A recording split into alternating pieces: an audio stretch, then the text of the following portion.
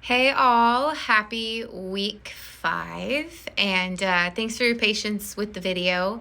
I've been watching the short article copy submissions just to make sure that those of you who had a broken link or who completed it but didn't share it in that space have a chance to get some credit for that. And to reiterate, the credit is you have an intro, you have some body paragraphs, a conclusion, your works cited page. I'm really assessing for progress right now. I'm not diving in yet with comments. So what else is going on this week? I asked you all by last night, so I'll check that pretty soon, to post your working copy. Many of you, one person emailed and said, I think I already did all of that stuff, like the formatting stuff. That's fine. It was somewhat in the instructions for the short article copy, but it was a little bit more optional. Now that we're moving on to working copy, I really want you all doing those headings, doing the color coding. It's going to make it so much more efficient, which means that, like for me as editor, especially when I get into your articles, I'm going to be guided to give you more quality input and feedback. So make sure you follow those instructions. Get that article prettied up and ready to be worked on collaboratively. Post it. That's the other, really the most important detail about posting the working copy is we're moving into a new discussion board that we're going to stay in for weeks. We're going to be hanging out in that discussion board. Thursday night. This one's trickier. This is a new thing. Source evals, reviews, expansion. That's our rhythm for the next 4 weeks. Source evals, reviews, expansion, over and over, 4 times each on all of those things.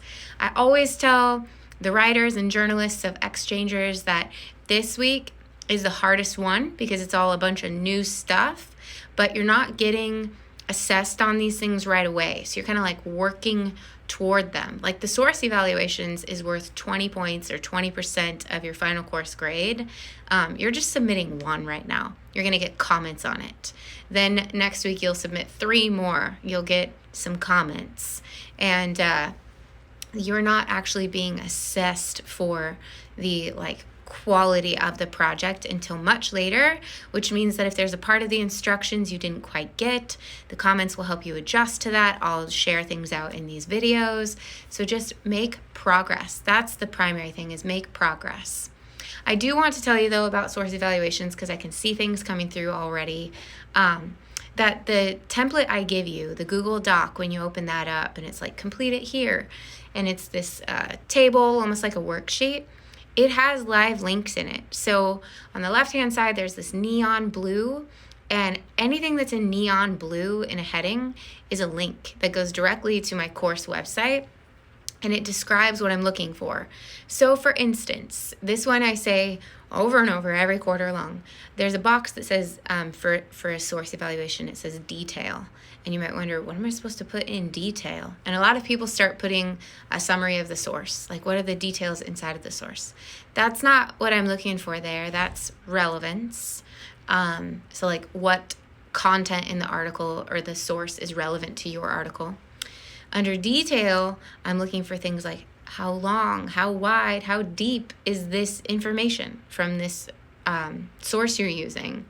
And all of that is explained if you click on the neon blue and you go to my webpage and you read the textbook or the Exchangers manual, if you will. So make sure that you use it that way. But if you don't, you'll get comments from me, and you have time to keep finessing it, keep developing your work. Really, you're just trying to build a very strong team of resources to back you up in your article. And so that's the philosophy behind that. Reviews, make sure you're doing the 2-paragraph format. Start with the salutation, start with affirmations first. Keep doing these things. This is what's working. I really liked this.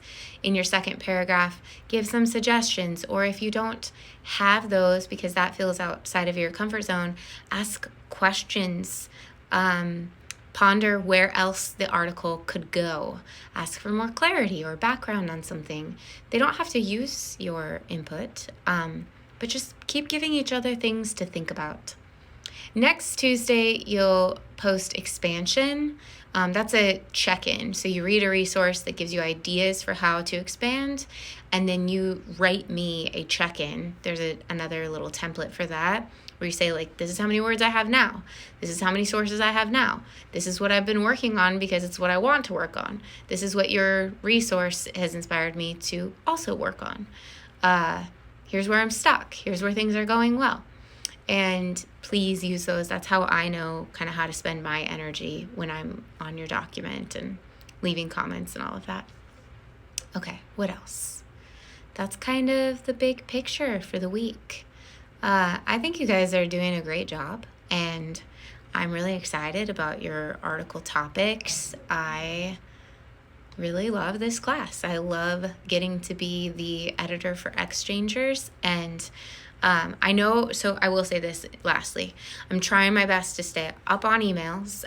If we're trying to make an appointment or something to Zoom or whatever it is, this week is just especially tricky. I am in like a conference, kind of a training / conference, Monday, Wednesday, Thursday, Friday from noon to 4:30, kind of nonstop, and it's just unique. So if I'm a little bit difficult to get answers from, that's why, but that's a unique thing with my calendar. I'll be back to normal next week. So I hope you have a great first week, and just do your best. There are no penalties for the source evaluations right now. Just do what you think I'm asking for. And if you're stressed, reach out and ask for just a little bit more clarity on any point. Okay, I'll talk with you all soon.